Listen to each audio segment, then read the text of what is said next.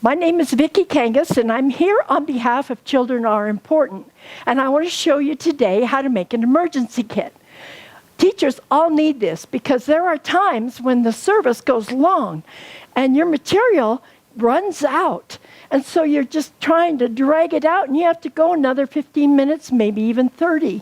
And your children are bored, and you don't want them to leave your class or have their parents come and see them sitting there bored to death. So you want to have fun activities to extend your time. So that's what I'm going to show you how to do, is to prepare an emergency kit. I just went and got a cheap little bag to start with. And you can find all the ideas I'm going to give you online, listed as an emergency kit. And you'll find this on Children Are Important Ministry, Children's Ministry University. And all the books and tapes and videos can be found there. So in your kit to start with, you want some balloons. These little ones and a balloon pump are for making balloon animals. And you can find videos by Suki and Montse about making balloons and doing things with them on the CMU site. So you can go for that. These bigger balloons you need in your kit, just a few of them ready to go all the time, because there's so many activities you can do with balloons. I want to show you one. You can make a balloon rocket in your classroom. So first of all, you put straw. You want a straw in your kit. You want a lot of straws in your kit. And string. You're going to use string in your kit as boundaries for games, or as finish lines or start lines that they can't cross over. So I ran the string through a straw. So what we have here is a balloon, a straw, and a string. And I'm going to attempt to make a rocket. Success!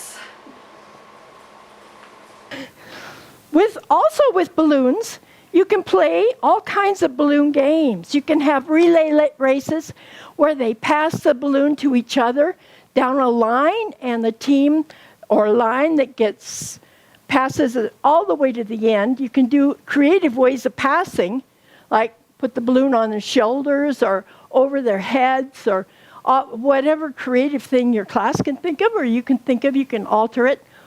And then as soon as it gets to the end of the line, all the students sit down and they're the winners. You can also blow up balloons and play a hockey game with them. Roll up a piece of newspaper and that becomes the stick. And you can mark out a goal with a little bit of string. You can mark your goal. And then the two teams can try and get their balloons across the goal. Or you can select different colors. You can have a red team and a blue team, since I have quite a few red and blue balloons, and line them up. And the blue team wants to get the blue balloons into their goal, and the red team into the red. And of course, they want to block each other from succeeding. You can make this available for them to use like soccer, with one balloon or with many, and aim to reach their goal. You can play a game of keep away where you sit in a circle and you knock the balloons around and you try to get them where the person in the middle can't touch them, or see if one team can get more behind the backs of the other team. You can line them up and have the blue team try and get the blue balloons over the heads of the red team, and the red can get, and whoever has the most, of course, is the winner. You also want to put in your bag a few little candies as prizes. So I've just selected some prizes. I tend to not reward an entire team, but when we have games that have single things, like a bucket your balloon has to be shot into, and everybody has one try. If somebody makes it, then they can win a piece of candy. Another thing that I'm going to put in my emergency kit is buttons, because I can play a game of who's got the button, button, button, who's got the button? And of course everybody says, not me. But they pass it amongst themselves with their hands hidden. We can also hide the button in the room. Who can find the hidden button? And that can be a fun game. It takes very, very little materials and you can have it ready to go. That goes in my kit. I also want to use some plastic cups in my kit. There's a lot of games to go with plastic cups. We can play a game where I put the words of the memory verse, I slide a piece of paper with the word of the memory verse into this clear cup.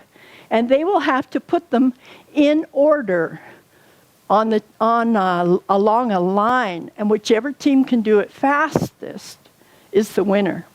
You also could teach the kids how to find books in the Bible. They're going to want to do that. So put all the New Testament Bible names each in a cup and have them line them up so they can learn what books come first so they can find them fast.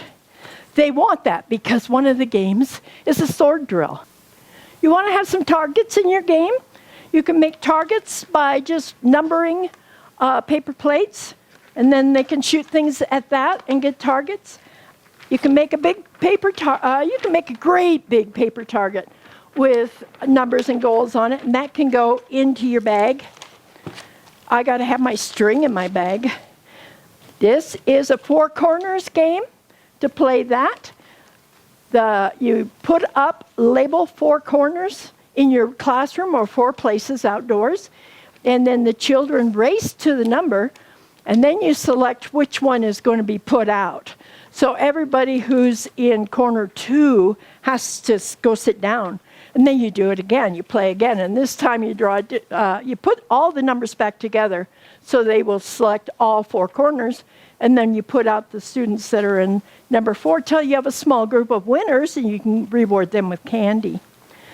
You can use your Bible for sword drill, where it's a race. The students start on a line. They hold their Bibles so that they can't open it. And then you call out a memory verse, and the winner is the one who finds the verse, puts their finger on it, and steps forward off the line. That would be the winner of a sword drill game. I have beanbags for targets and for passing. I want to have straws, not only for the straw rocket that I showed you, but for having straw races where they tear off the paper on one end, blow on it, and see whose can go the farthest. And that would be a winner. I also have ready to go an object lesson in my ready to go bag. And I have a blow-up ball because there's so many things you can do with it. It starts uninflated, so it fits nicely in the bag. Then you can blow it up. Then you can play with this game. And one of the games that's fun to play with is where whoever catches it when the music stops, whatever country their little finger's on, whatever color their little finger's on, you have a question for them prepared. And so I prepare a list of questions that are good icebreaker questions to get to know each other. I have tape to hang up the four corners or to mark a finish line. I also have an activity cube that has different activities on it that you can have a student come forward, toss, and this says jump 5 times. This is handy. I made it with a box that goes flat in my activity bag. I can unfold. And my book is also going to tell you the instructions on how to make a puffball shooter so that you can use targets and shoot puffballs. The kids love that.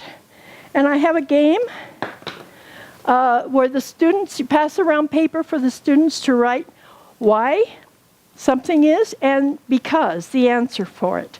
Then we mix them all up so that we can read them and find out that the real reason why the chicken crossed the road is because Mama said, I told you so.